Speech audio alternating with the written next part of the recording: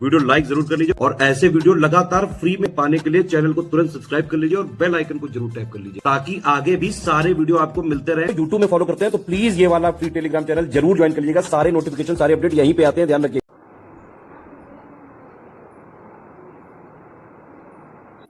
नमस्कार साथियों, स्वागत है आप सभी का स्टडी फॉर सिविल सर्विसेज में। ये क्लास है हमारी एनिशिएंट इंडिया की और एनिशिएंट इंडिया में जो टॉपिक हम लोग यहाँ डिस्कस कर रहे हैं वो है प्राचीन भारत में जैन धर्म। इससे पहले हमने जैन धर्म के बारे में बेसिक जानकारी ली, पार्श्वनाथ को पढ़ा, महावीर स्वामी को पढ़ा, उनका जीवन परिचय पढ़ा। आज हम आगे बढ़ेंगे और आज हम देखेंगे जैन दर्शन क्या है। तो भगवान महावीर स्वामी क्या बता रहे हैं संसार को लेकर के, उनका रुख क्या है और उनकी फिलॉसफी क्या कहती है शरीर को लेकर के, आत्मा को लेकर के, इस संसार को लेकर के, उसके बारे में हम बात करेंगे। देखो भाई,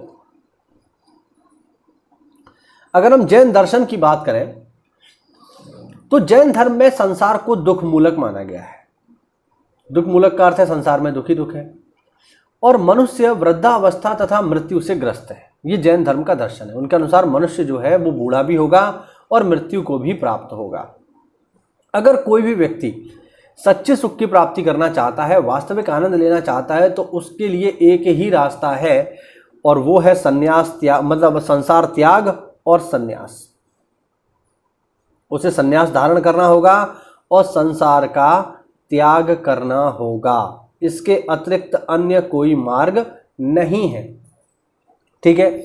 जैन धर्म के अनुसार इस ब्रह्मांड में कोई ऐसा ईश्वर नहीं है जिसने सृष्टि का निर्माण किया है, लेकिन जैन धर्म सृष्टि को सत्य मानता है और ये मानता है कि इस सृष्टि की परिकल्पना अनंत काल से चली आई है और ये अनंत काल से धरती पर मौजूद है। संसार के जितने भी प्राणी हैं वो अपने कर्मों के अनुसार ही अपने कर्मों का फल भोगते हैं। जिस तरीके से वो कर्म करते हैं वैसा ही उनको फल भी मिलता है। लेकिन अगर कोई व्यक्ति जैन धर्म के त्रिरत्नों का पालन करे तो वह इन सांसारिक बंधनों से मुक्त हो सकता है। जैन धर्म के त्रिरत्न क्या है, जरा मैं आपको बता देता हूं कि जैन धर्म के त्रिरत्न क्या हैं। चलिए देखते हैं, जरा थोड़ा साफ कर देते हैं इसको। ओके, देखिए, अगर जैन धर्म के त्रिरत्नों की हम बात करें तो जैन धर्म के त्रिरत्न है साथियों, सम्यक दर्शन, लिख देता हूं यहां पे, सम्यक दर्शन, दूसरा है सम्यक ज्ञान और तीसरा है सम्यक आचरण। ये जैन धर्म के त्रिरत्न हैं, ध्यान रखना। बौद्ध धर्म के त्रिरत्न अलग है और जैन धर्म के त्रिरत्न अलग हैं, दोनों के अलग अलग हैं। बात समझ पा रहे हैं ना आप मेरी, मैं क्या बताना चाह रहा हूं यहाँ पे? तो ये दोनों के दोनों अलग है। दूसरा, अगर आपको वास्तविकता में मोक्ष की प्राप्ति करनी है तो आपको इन त्रिरत्नों के साथ साथ पालन करना पड़ेगा 5 महाव्रतों का, जो कि मैं आपको पहले ही क्लास में एक्सप्लेन कर चुका हूं कि जैन धर्म के 5 महाव्रत कौन कौन से हैं, जो कि हैं सत्य, अहिंसा, अस्तेय, अपरिग्रह और ब्रह्मचर्य। इन सब का आपको पालन करना पड़ेगा। जैन धर्म साथियों ये भी कहता है कि हमारे यहाँ पर 24 तीर्थंकरों की व्यवस्था है और प्रत्येक चक्र में, ठीक है, जैन धर्म के अनुसार संसार वास्तविक और सत्य है और बहुत सारे चक्रों में बटा हुआ है और प्रत्येक चक्र में साथियों 24 तीर्थंकर सहित 63 शलाका पुरुष होते हैं। शलाका पुरुष क्या होते हैं? बेसिकली शलाका पुरुष होते हैं साथियों, जो महान प्राणी होते हैं उन्हें जैन धर्म में शलाका पुरुष कहा जाता है। जैन धर्म के अनुसार प्रत्येक जीव में 2 तत्व विद्वान हैं, 2 तत्व विद्यमान होते हैं। पहला होता है आत्मा और दूसरा होता है आत्मा को चारों ओर से घेरने वाला भौतिक तत्व। जैन धर्म ये मानता है कि प्रत्येक जीव का परम लक्ष्य होना चाहिए आत्मा को इस भौतिक तत्व से मुक्त करना। जो व्यक्ति अपनी आत्मा को इन भौतिक तत्वों से मुक्त कर लेता है उसकी आत्मा मोक्ष को प्राप्त कर जाती है। ठीक है। होता क्या है बेसिकली कि जब भी हम जीव रूप में होते हैं, जब भी हम किसी शरीर में होते हैं तो कुछ ना कुछ कर्म करते हैं, करते नहीं करते हैं।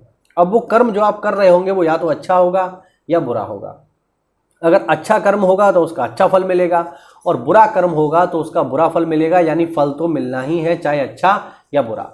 यानी अगर आप जीव स्वरूप में है, शरीर है आपके पास, तो आप कोई ना कोई कर्म कर रहे होंगे, उस कर्म के आधार पर आपका अगला जन्म निर्धारित होगा। तो ये कर्म का जो है सिद्धांत है। लेकिन अगर कोई व्यक्ति जैन धर्म को फॉलो करे तो फिर वह इस जन्म और मरण के इस कर्म के चक्र से मुक्त हो सकता है।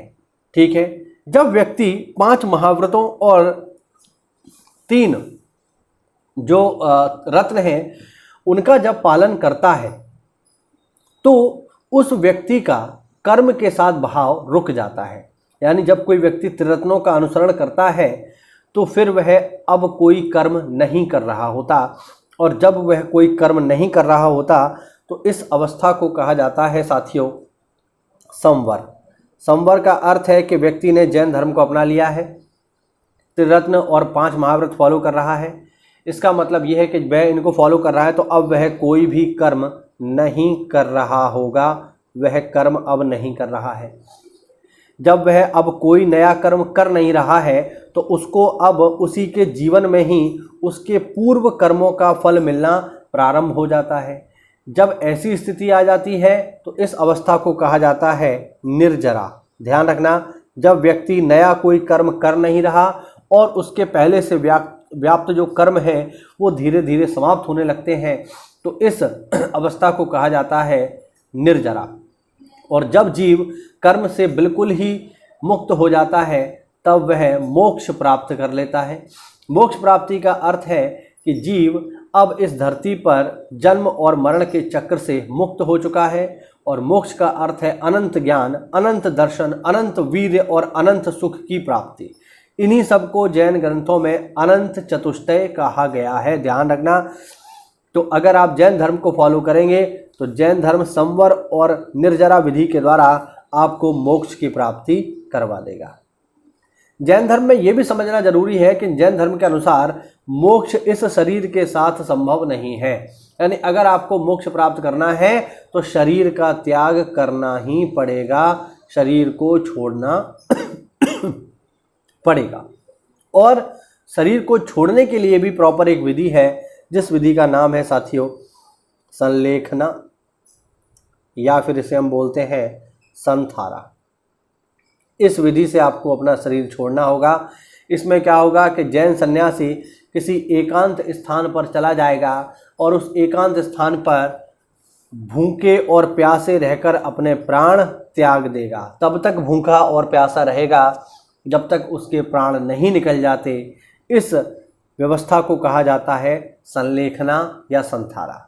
ध्यान रखना, संलेखना या संथारा का अर्थ किससे है? भूखे प्यासे रहकर अपने प्राणों का त्याग कर देना। और आपको जानकर आश्चर्य होगा, बहुत सारे महत्वपूर्ण व्यक्तियों ने इस व्यवस्था का पालन किया है। जैसे आपने नाम सुना होगा चंद्रगुप्त मौर्य का। चंद्रगुप्त मौर्य ने अपने जीवन के अंतिम समय में संलेखना विधि का पालन किया। इसका मतलब ये है कि चंद्रगुप्त मौर्य जैन अनुयायी था। याद रखना इस बात को, चंद्रगुप्त मौर्य एक जैन अनुयायी था। वह अपने जीवन के अंतिम समय में कर्नाटक में एक जगह है श्रवणबेलगोला, वह श्रवणबेलगोला में चला गया और श्रवणबेलगोला की पहाड़ियों पर ही उसने अपने प्राणों का परित्याग संलेखना विधि से कर दिया। तो ये है जैन दर्शन, जिसके अनुसार आपको मोक्ष प्राप्ति के लिए इन विभिन्न रास्तों का पालन करना होगा। और मैं आपको बता दूं कि जैन धर्म बौद्ध धर्म में एक बेसिक अंतर यही है कि जैन धर्म आपको गारंटी देता है कि अगर आप हमारे अनुसार चलिए तो हम इसी जीवन में आपको मोक्ष प्राप्त करवा देंगे हर हालत में। लेकिन बौद्ध धर्म ऐसी कोई गारंटी नहीं देता।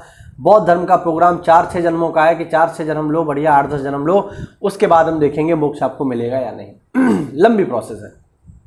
लेकिन जैन धर्म आपको इसी जीवन में ही मोक्ष की गारंटी देता है। उम्मीद करता हूं आपको समझ में आया होगा संलेखना क्या है, संथारा क्या है, संवर क्या है, निर्जरा क्या है। ये सिद्धांत जैन धर्म के हैं। उम्मीद करता हूं जैन दर्शन आपको समझ में आया होगा। मिलते हैं अगली क्लास में, तब तक के लिए जय हिंद, जय भारत, वंदे मातरम।